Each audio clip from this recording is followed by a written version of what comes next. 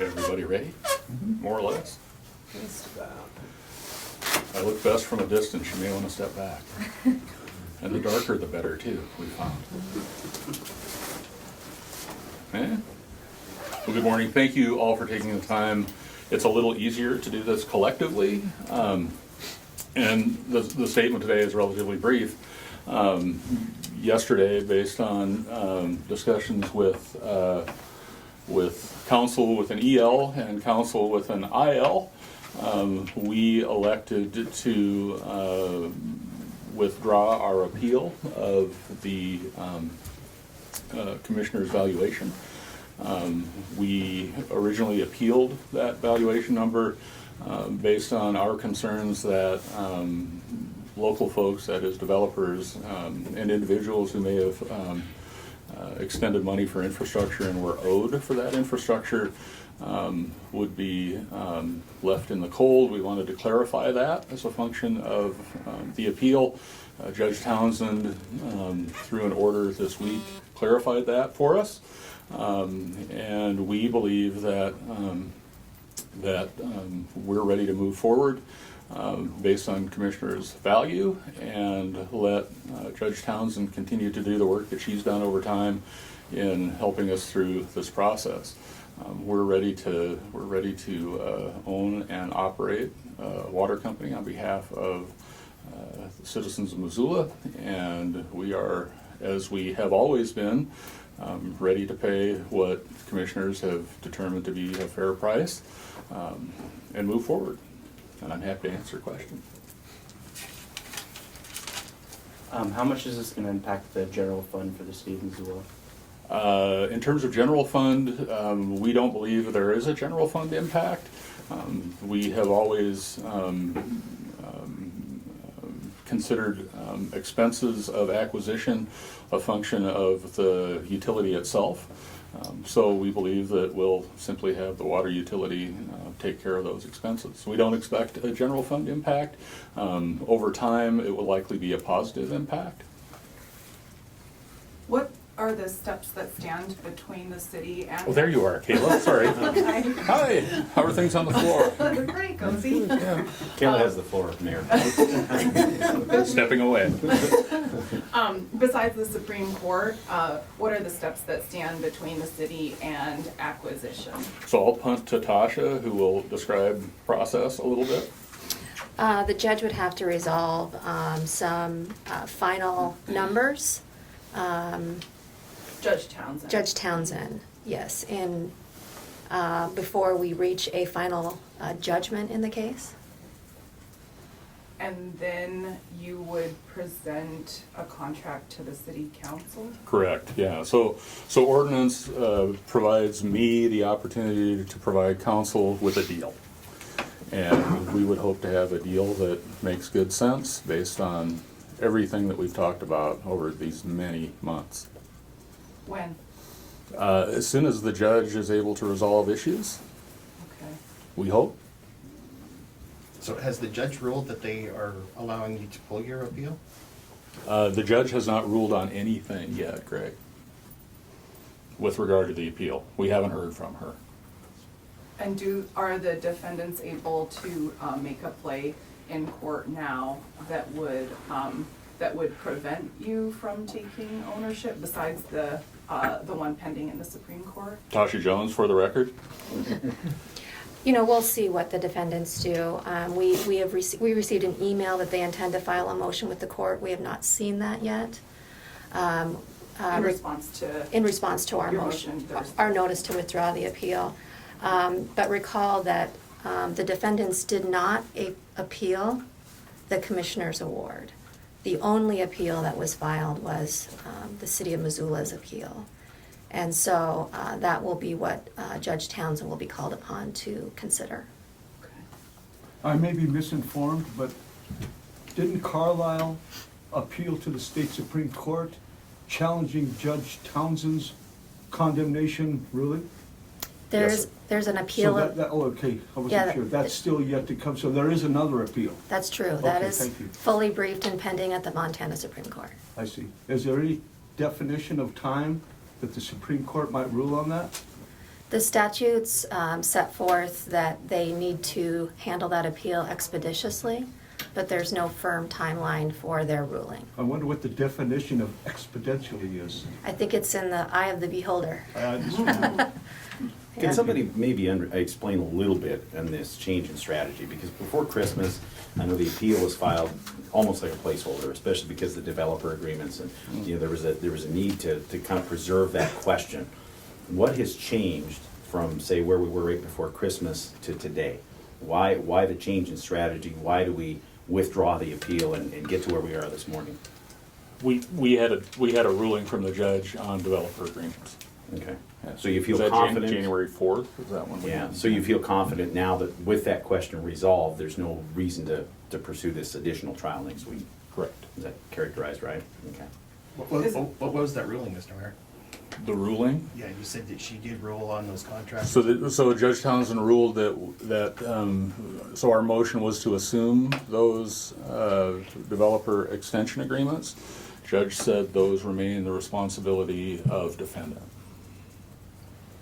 The developers filed a separate petition for declaratory relief, and Judge Townsend ruled that the developers' interests are adequately protected by that action, and we agree with that. So does that kind of put our price in that $60 million range as opposed to the $88 million? Does it, how do those two numbers work with that developer agreement now assigned to the defendants? Some of that is yet to be determined by conversations with Judge Townsend. A lot of it depends on what the actual number of those developer agreements are and how that settles out. Gotcha. So that's something that's one of these items to be resolved with the judge to figure out what those numbers actually are. Correct. Okay. Is it possible that Algonquin buys Mountain Water before the city puts in an offer? I have no capacity to understand what Algonquin may do. But you're tracking what the PSC is doing. Right. Yeah. And so currently Judge Halligan has ordered a temporary stay of PSC consideration of transaction, and so Judge Halligan would need to rule on that, and then PSC would have to schedule a hearing and engage in its process. Speaking of PSC, I'm sorry? speaking of PSC. Yes, sir. If I understand everything correctly, that PSC has ability to govern costs if it is privately owned, Correct. but any utility that is owned by a municipality is not governed under PSC, or did I misunderstand that? No, you don't misunderstand that. That's So I correct. wonder, why wouldn't we want to have Public Service Commission judging the price even if a municipality owns their own system? I would like to have 12 elected officials, many of whom would be customers of the utility and users of the utility who are directly elected by ratepayers, make those decisions rather than have 5 people elected from around the state, 4 of whom are not elected by folks served by the water utility making those decisions. Thank you. To understand timing here a little bit, because it seems like with the PSC question and Algonquin still sort of lurking, is there confidence that the city will be able to complete this acquisition, get the money in place and do those kinds of things before that may happen? I mean, it almost seems like a little bit of a horse race in a way, or it could be perceived that way. Yeah, I mean, a lot of that speculation, we believe that the process and the system is in place to make this work for the city of Missoula, and I hope for Carlisle. This is a transaction that ultimately we want to be fair to all parties.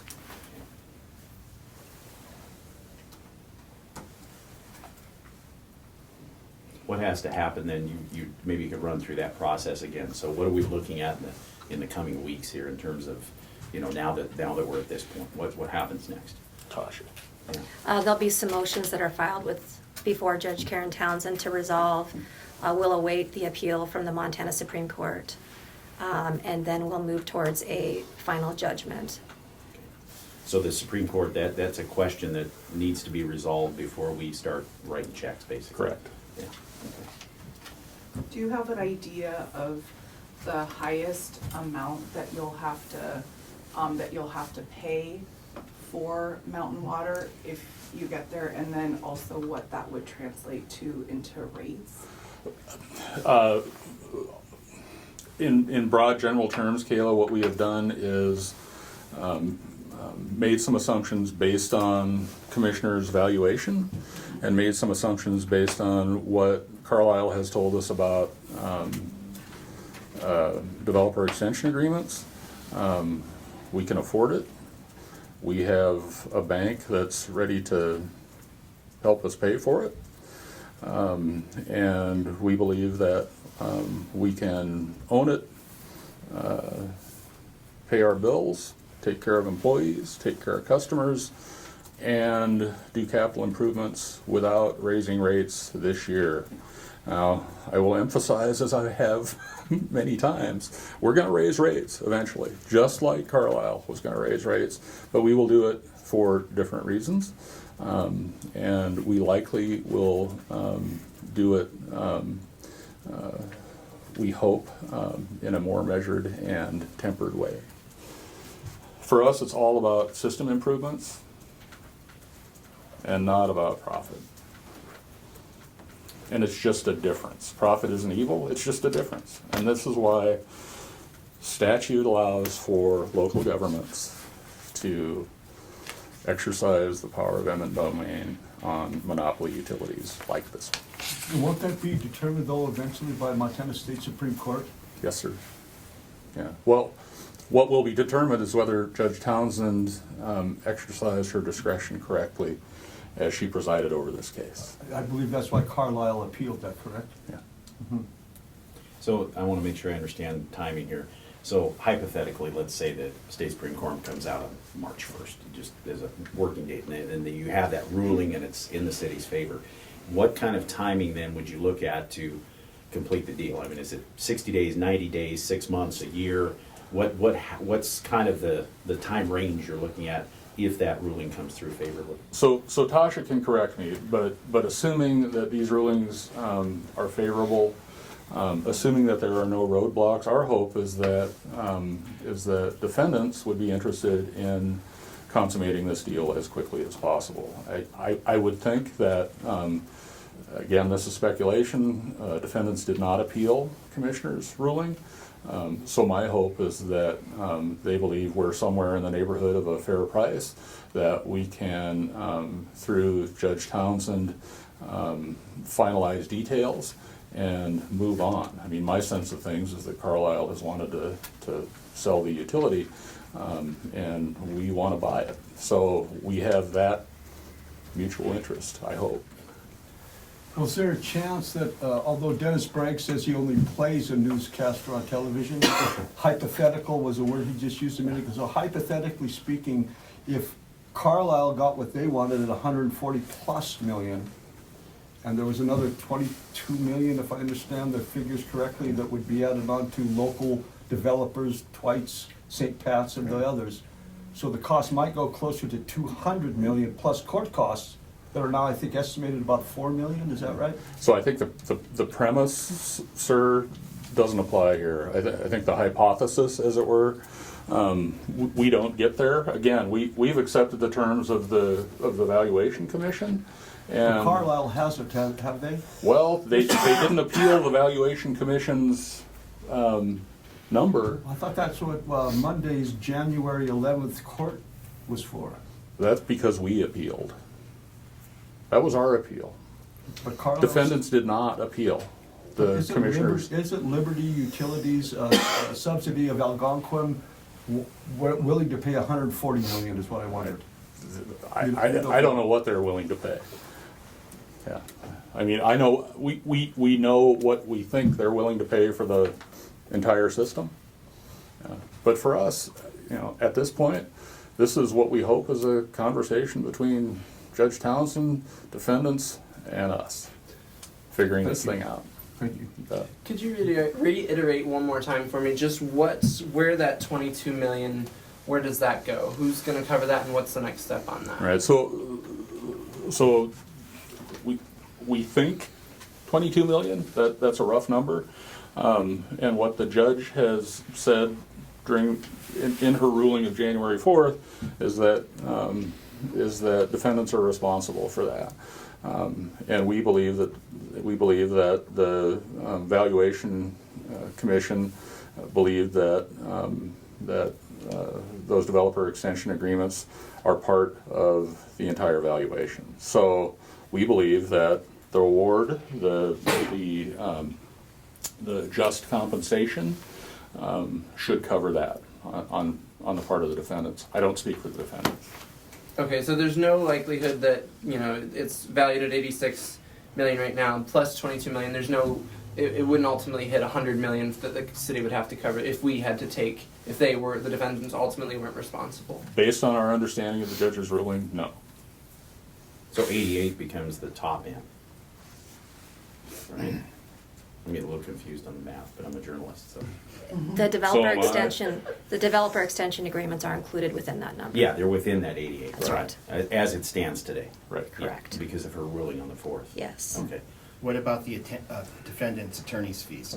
That's to be determined by the judge.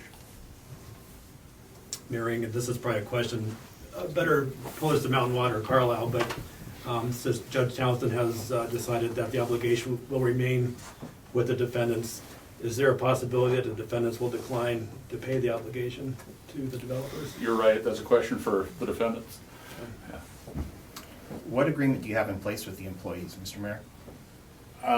Today, I don't think we have any agreement in place. Employees are represented, as you know, Greg, by counsel. But as I've said from day one, we'd be happy to have a direct conversation about how we want to move forward. You had mentioned at one time with the transition that the employees would have a seat at the table.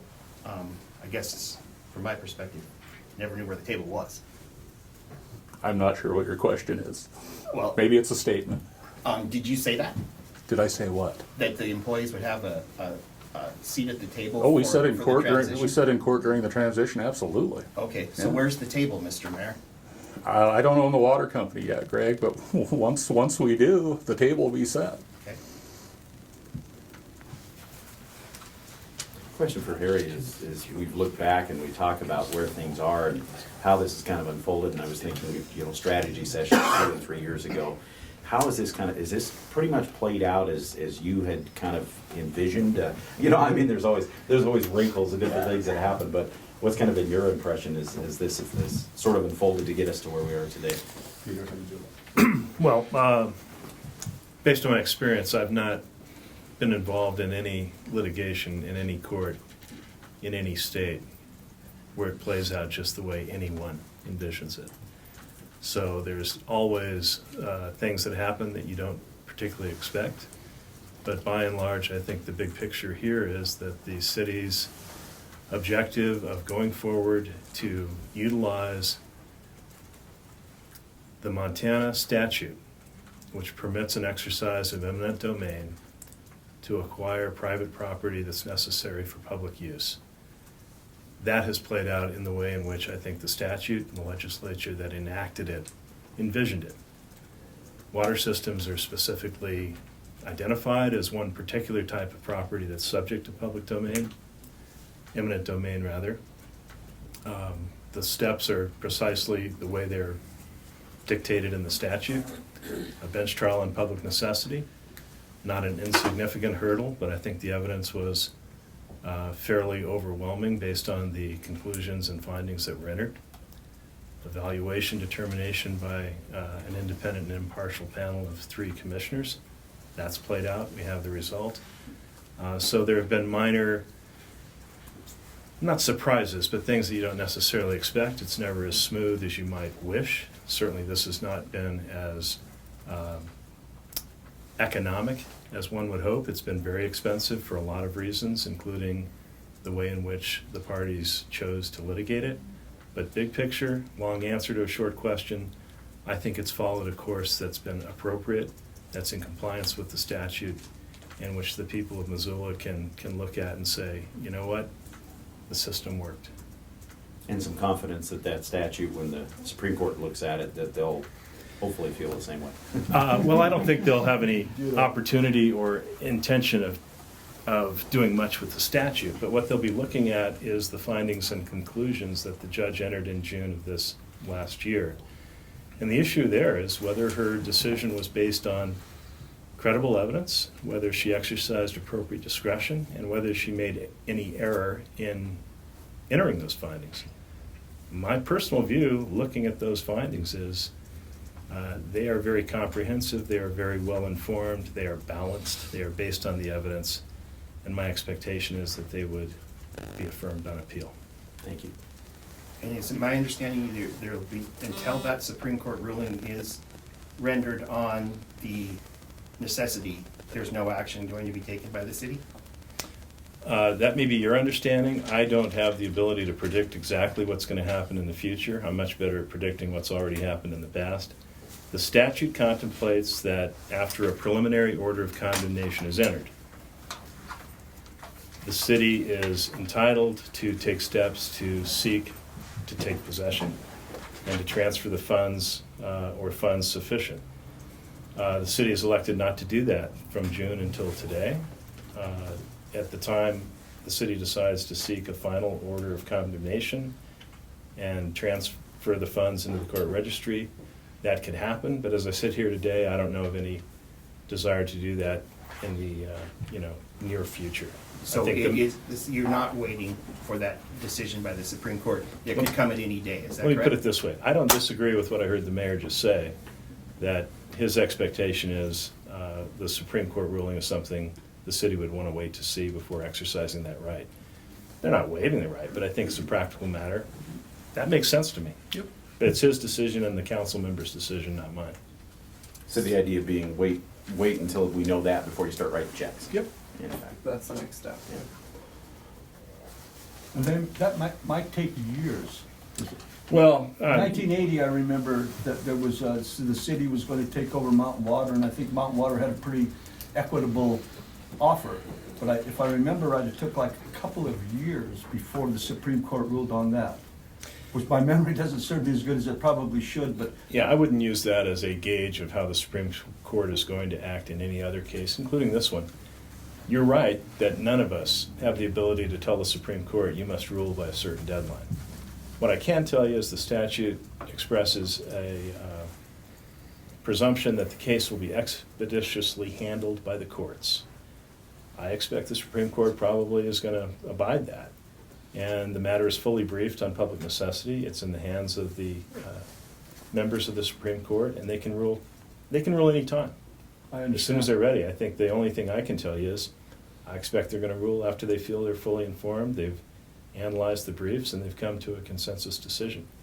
I understand, of course, and although the 1980 timeframe might not be any criteria for right now or any other time, but it could take years, I think. Theoretically, it could take as long as the members of the Supreme Court. Exponentially is quite a definition, if I understand. Exponential, yes, it is, as It's like is expeditiously. significant. Well, let me put it this way. Technically, you're right. No one can tell the Supreme Court you must rule by a certain deadline. I would not expect that this is going to go on indefinitely, which is, I think, your point, that technically it could. I don't Like think you it said, a would. couple years, but not indefinitely. I wouldn't expect a couple of years. No? Okay. Thank you. Brian, I'm curious from the council standpoint, what's kind of your reaction to the developments here the past couple of days?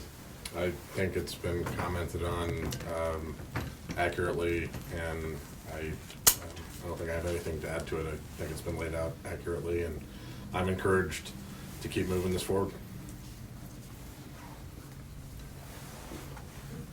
Are the city's financials up to date on the internet, Mr. Mayor? You know, I don't know, Greg, I haven't looked today. Is there anything in particular you'd like to know? Well, I haven't researched it myself, but my understanding is there hasn't been financials filed since March that are available to the public. Oh, they're always available to the public. Available online then? I do not have that. Yeah, we don't know. We do our best. Okay, thank you. Anything else? Well, once again, thank you all very much. We appreciate your time this morning. Thank you. Take care. As I always do, I recommend everyone take the rest of the day off.